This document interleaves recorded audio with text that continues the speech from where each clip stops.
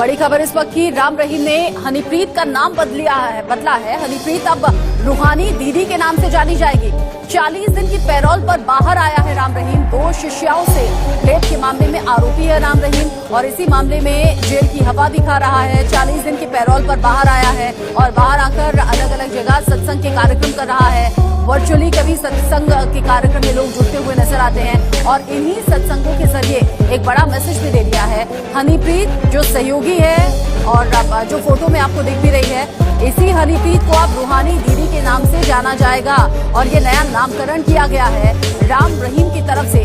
राम रहीम ने हनीप्रीत का नाम बदल दिया है और अब हनीप्रीत को नए उत्तराधिकारी के तौर पर सामने रखा गया है, क्योंकि लंबे वक्त से उत्तराधिकारी को लेकर चर्चा चल रही थी। डेरा सच्चा सौदा का कौन होगा अगला उत्तराधिकारी, क्योंकि राम रहीम जेल की सलाखों के पीछे अपने आरोपों पर जब दोष साबित हुए तो उसके बाद सजा काट रहा है और अब हनीप्रीत को नया नाम रूहानी दीदी दे दिया है। तो बाबा की कहानी अब हनीप्रीत की जुबानी भी आप सुनेंगे और साथ ही साथ शिष्यों के जरिए जो जिस तरह के आरोप लगाए गए, लंबे वक्त तक इन विवादों में रहा राम रहीम, उसके बाद सजा भी हुई, लेकिन अब जब 40 दिन के पैरोल पर छूटा है तो अलग अलग तरीके से चर्चा में बना हुआ है या ये कहिए कि विवादों में घिरा हुआ है। बाबा की कहानी हनीप्रीत अब रूहानी यानी कि रूहानी दीदी के नाम से अब हनीप्रीत को जाना जाएगा। आश्रम में ऑनलाइन प्रवचन चल रहा था, यूपी के बरनवा आश्रम से ये ऑनलाइन प्रवचन हो रहा था।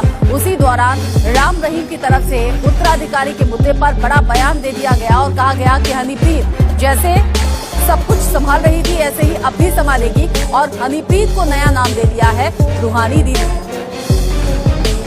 में लिख दी एक बात आपने सुनी है, पढ़ी है कि गुरु हम थे, हम हैं और हम ही रहेंगे।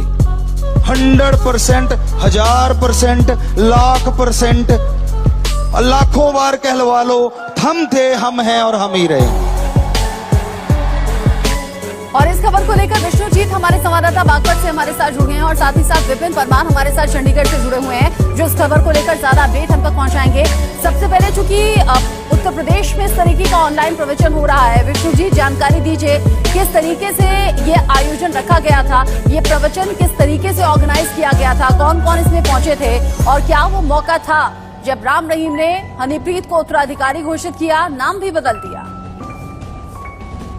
जो आश्रम है उस आश्रम में डेली जो सत्संग होना है उसका एक यूट्यूब चैनल बना हुआ है जिस पर गुरमीत राम रहीम 11 बजे से 2 बजे तक करवाते हैं और इस लाइव प्रसारण में ही उन्होंने इस बात को कहा था कि वो गुरु हैं, गुरु थे और गुरु ही रहेंगे। साथ ही हनीप्रीत का नाम बदलकर रूहानी दीदी की जो बात कही थी वो उन्होंने उसी प्रोग्राम में कही थी। इसके अलावा जो वर्चुअल प्रोग्राम है वो वर्चुअल प्रोग्राम उनके तमाम जगह से जो है उनके जो अनुयायी हैं वो वहाँ पर जुड़ते हैं और उनसे जो है सीधा संवाद करते हैं। जहाँ पर आश्रम में बाबा ठहरे हुए हैं वहाँ पर सिर्फ 500 से 700 लोगों की संख्या होगी जो सेवादार बताए जाते हैं। बाकी यहाँ पर अनुयायी नहीं आ रहे हैं अंदर। जो अनुयायी को जो है बाबा की तरफ से मना किया गया है, जो सेवादार है वो वहाँ पर रुके हुए हैं। फिलहाल जो तमाम प्रोग्राम है वो वर्चुअल चल रहा है। उस वर्चुअल प्रोग्राम में ही बाबा राम रहीम ने इस बात को कहा था। जी और इसी सत्संग में ये बड़ा ऐलान भी कर दिया। हमारे साथ विपिन परमार भी जुड़े हुए हैं। विपिन, मुझे याद है वो वक्त जिस वक्त राम रहीम पर आरोपों की झड़ी लगनी शुरू हुई, हंगामा हुआ, जगह जगह दंगे हुए और आपने कैसे ग्राउंड पर रहकर जान जोखिम में डालकर हर एक रिपोर्ट दर्शकों तक पहुंचाई थी। आपने और हमने साथ में वो खबर कवर भी की है। आप ये बड़ी बात है कि आप ग्राउंड जीरो पर थे और मैं स्टूडियो में थी, मेरे जैसे और भी एंकर्स वहां पर मौजूद थे। लेकिन अब जब पैरोल पर बाहर है राम रहीम, अलग अलग वजहों से विवादों में है, अलग अलग जगह से चर्चाओं में है, लेकिन उत्तराधिकारी को लेकर एकदम साफ कर दिया है राम रहीम ने कि हनीप्रीत जो राजदार है, हनीप्रीत जिससे खास रिश्ता है, हनीप्रीत जिसके साथ जेल में रहने की मांग की गई थी, याचिका लगाई गई थी, अब वही हनीप्रीत उत्तराधिकारी के तौर पर सामने है।